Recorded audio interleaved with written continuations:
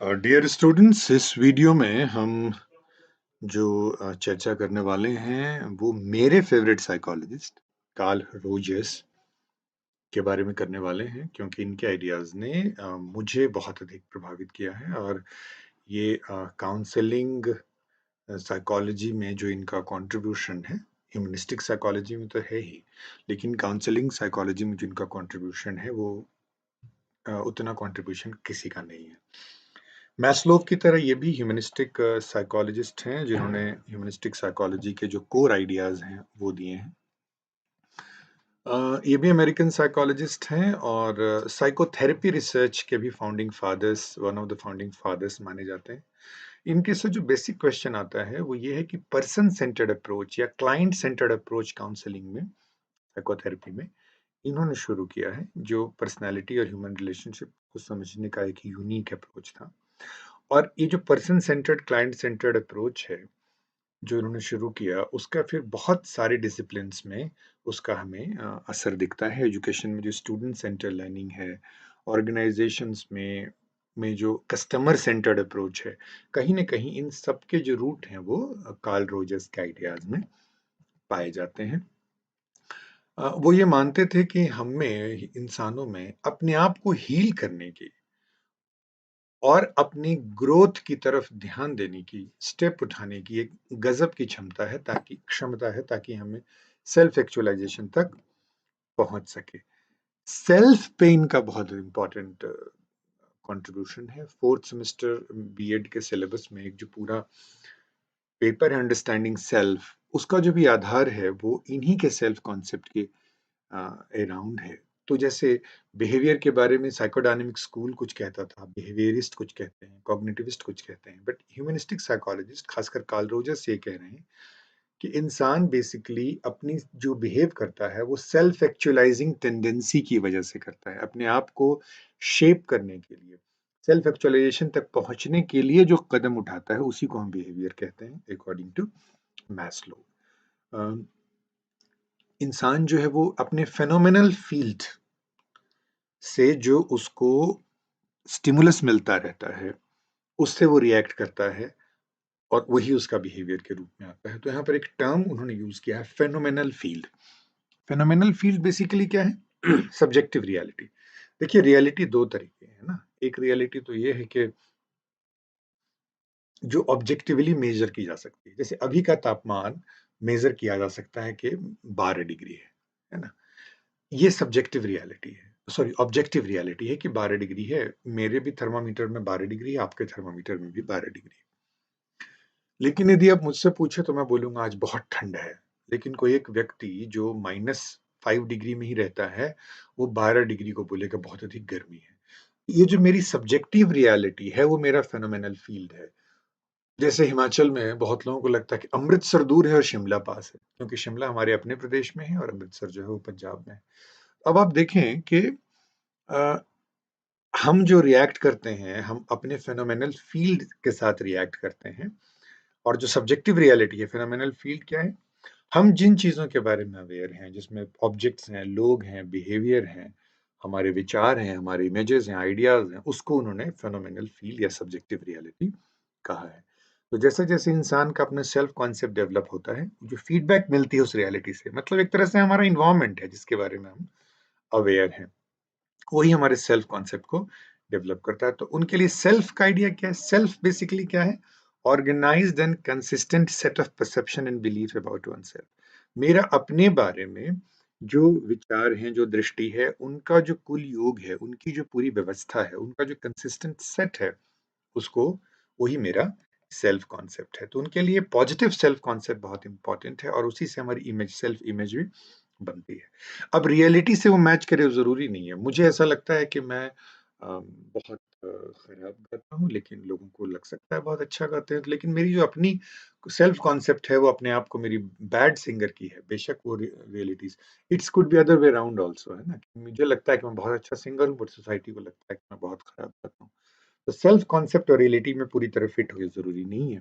और वो ये कहते हैं, उनके लिए हेल्दी, साइकोलॉजिकली हेल्दी व्यक्ति कौन है? जिनकी self image, self reality, self concept जो है वो ओवरलैप करती हैं, ये इनका बेसिक कंट्रीब्यूशन है। तो आप इसको समझिए, वो कहते हैं कि अल्टीमेटली साइकोथेरेपी का या साइकोलॉजिकल सर्विसेज का उद्देश्य क्या है? कॉन्ग्रुएंट पर्सनैलिटी डेवलप करना, क्योंकि जो कॉन्ग्रुएंट पर्सनैलिटी है, वही सेल्फ एक्चुअलाइज्ड व्यक्ति हो सकता है। तो उनके हिसाब से इनकॉन्ग्रुएंस क्या है? वो ये कहते हैं कि हमारी एक्चुअल सेल्फ और मेरी इमेज और जो मुझे लगता है कि होना चाहिए, इनमें जितना ज़्यादा गैप होगा, मेरी पर्सनैलिटी में उतनी ही ज़्यादा इनकॉन्ग्रुएंसी होगी।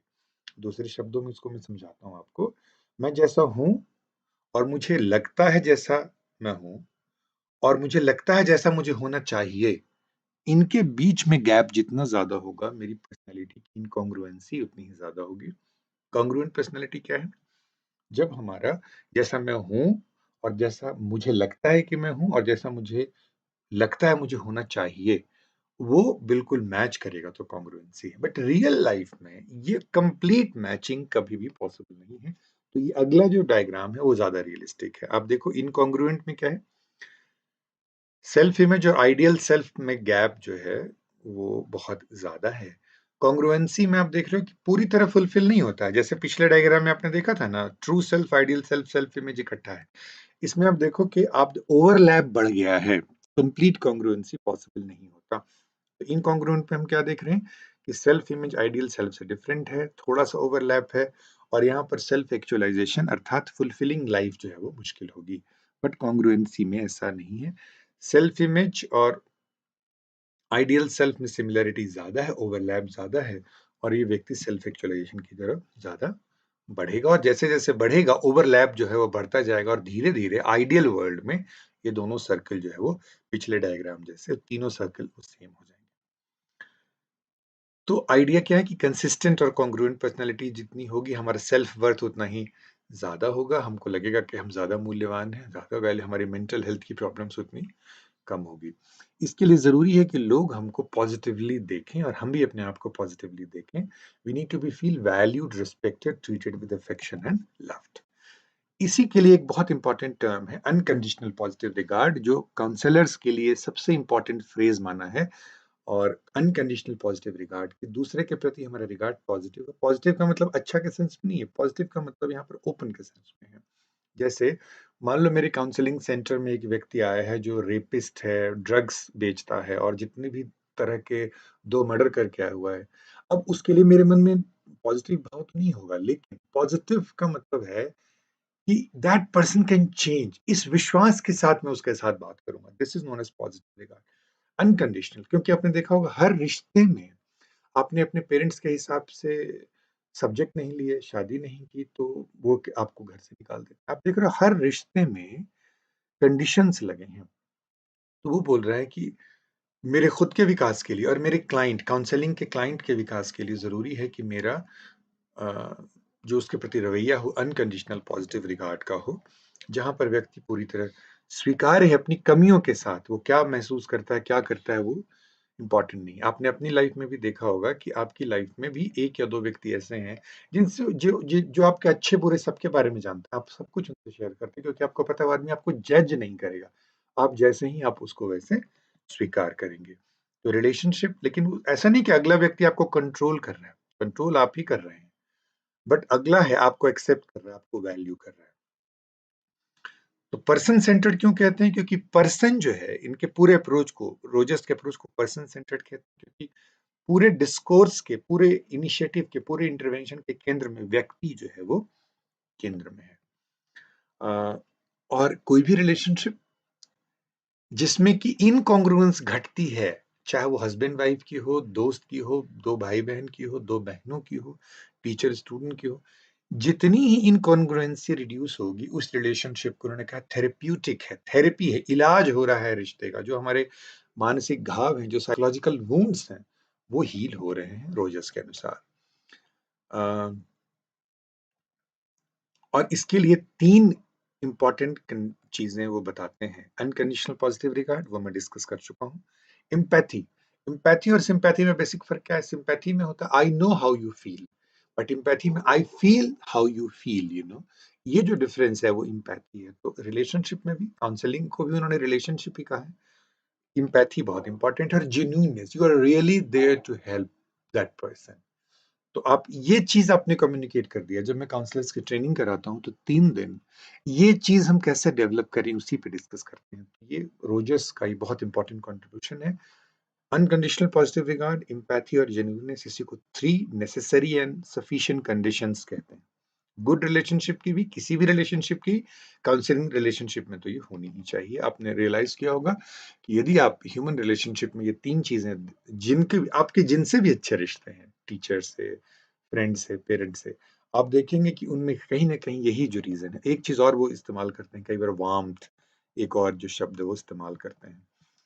तो की आइडियाज़ क्या थे? वो ये कहते थे कि इंसान जो है एक अपना आइडियल सेल्फ बनाता है। मुझे लगता है मुझे ऐसा होना चाहिए, एक रियल सेल्फ होता है, जो लोगों के किस तरह से मुझे रिगार्ड करते हैं उस पे वो ट्रीट करता है। वो जितना मैच करेगा उतनी ही मेरी पर्सनैलिटी कॉन्ग्रुएंट होगी और उतना ही मैं सेल्फ एक्चुअलाइज़ेशन की तरफ जाता हूँ। और गुड लाइफ़ जिसको वो कहते हैं, फुल्ली फंक्शनिंग इंडिविजुअल कौन है? जो सेल्फ एक्चुअलाइज़्ड है, जिसकी क्षमताएँ पूरी तरह से विकसित हो गई हों। इनकी कुछ इंपॉर्टेंट किताबें हैं, client centred therapy, on becoming a person, ये सबसे महत्वपूर्ण किताब है, ऑन बिकमिंग अ पर्सन।